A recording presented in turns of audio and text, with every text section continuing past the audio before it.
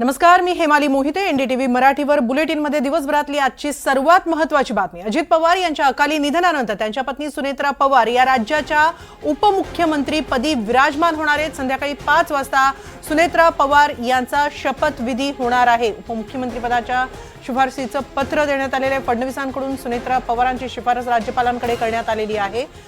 त्या राज्याच्या पहिल्या महिला उपमुख्यमंत्री असतील. दरम्यान या शपथविधीपूर्वी विधानभवनात राष्ट्रवादीच्या विधिमंडळ पक्षाची बैठक पार पडली. त्यात त्यांची विधिमंडळ पक्षाच्या गटनेतेपदी निवड करण्यात आली. या बैठकीला राष्ट्रवादीचे सर्व आमदार, मंत्री आणि नेते उपस्थित होते. राष्ट्रवादी काँग्रेस पक्षाचा गटनेतेपदासाठी सुनेत्रा पवार यांच्या नावाचा प्रस्ताव पक्षाचे नेते दिलीप वळसे पाटील यांनी मांडला. तर या प्रस्तावाला पक्षाचे ज्येष्ठ नेते म्हणून मंत्री छगन भुजबळ यांनी अनुमोदन दिलं. सुनेत्रा पवार यांची एकमतानं निवड करण्यात आली. राष्ट्रवादी नेत्यांनी मुख्यमंत्री फडणवीसांची त्यानंतर भेट घेतली. पक्षाच्या नेत्या म्हणून त्यांची निवड झाल्यानं आता विधिमंडळात अजित पवारांनंतर सुनेत्रा पवार यांच्या खांद्यावर आता पक्षाची धुरा असणार आहे. राष्ट्रवादी विधिमंडळ गटनेतेपदी सुनेत्रा पवार यांची निवड झाल्यानंतर राष्ट्रवादीच्या सर्व नेत्यांनी मुख्यमंत्री देवेंद्र फडणवीस यांची भेट घेतलेली आहे. त्यानंतर फडणवीसांकडून सुनेत्रा पवार यांच्या नावाची शिफारस केली जाणार आहे. उपमुख्यमंत्रीपदासाठी सुनेत्रा पवार यांच्या नावाची शिफारस राज्यपालांकडे केली जाणार आहे, मुख्यमंत्र्यांकडून. या संदर्भात अधिक माहिती घेणार आहोत. आमचे प्रतिनिधी विशाल पाटील आहेत, वर्षा बंगल्याबाहेर तिथे उपस्थित आहेत. विशाल, सध्या काय घडामोडी घडतायत?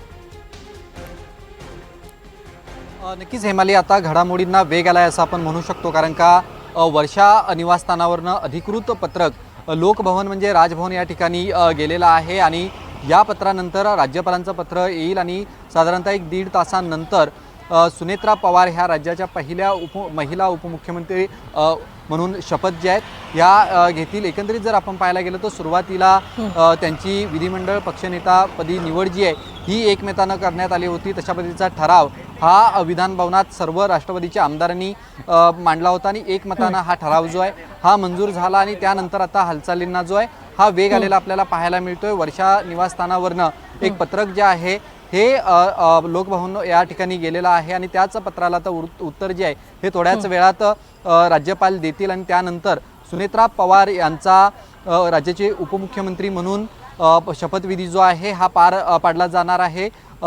एकंदरीत जर पाहायला गेलं तर त्या ठिकाणी सुद्धा लोकभवन या ठिकाणी सुद्धा सगळी तयारी जी आहे ही पूर्ण झालेली आहे आणि साधारणतः 1-1.5 तासानंतर सुनेत्रा पवार ज्या आहेत ह्या राज्याच्या उपमुख्यमंत्री म्हणून शपथ ज्या आहेत ह्या घेणार आहेत. हेमाली, राष्ट्रवादीचे नेते मुख्यमंत्र्यांच्या भेटीला काही वेळापूर्वी गेले होते. कोण कोण तिथे उपस्थित होते आणि त्यानंतर देवेंद्र फडणवीसांनी त्यांना नेमकं काय सांगितलेलं आहे याबद्दल काही माहिती मिळाली आहे?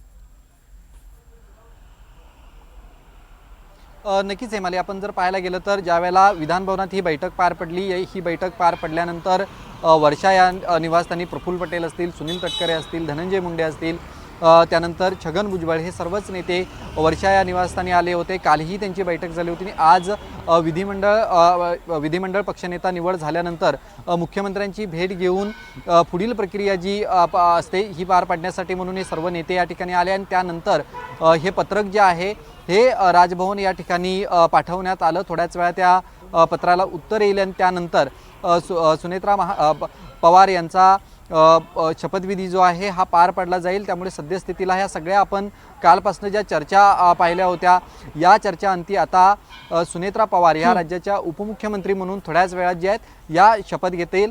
एकंदरीत आता खाते वाटपाच्या बाबतीत नेमकं काय घडामोडी घडतात हे सुद्धा पाहणं अधिक महत्त्वाचं असणार आहे. अर्थसंकल्प जो आहे हा देवेंद्र फडणवीसच मांडतील अशा पद्धतीची शक्यता आहे. मात्र अर्थखातं हे सुनेत्रा पवार यांच्याकडे दिलं जातं का हे सुद्धा पाहणं अधिक महत्त्वाचं असणार आहे. हेमाली, नक्कीच नेमकं काय काय घडतंय आज दिवसभरात यानंतरही अर्थातच सुनेत्रा पवार यांच्या शपथविधीचा सोहळा संध्याकाळी 5 वाजता पार पडणार आहे. तोपर्यंत आम्ही तुमच्याकडून वेळोवेळी अधिक माहिती घेतच राहू. तुर्तास धन्यवाद विशाल, आपण दिलेल्या सविस्तर माहितीबद्दल. संध्याकाळी 5:30 वाजता उपमुख्यमंत्रीपदाची शपथ घेणार आहेत सुनेत्रा पवार.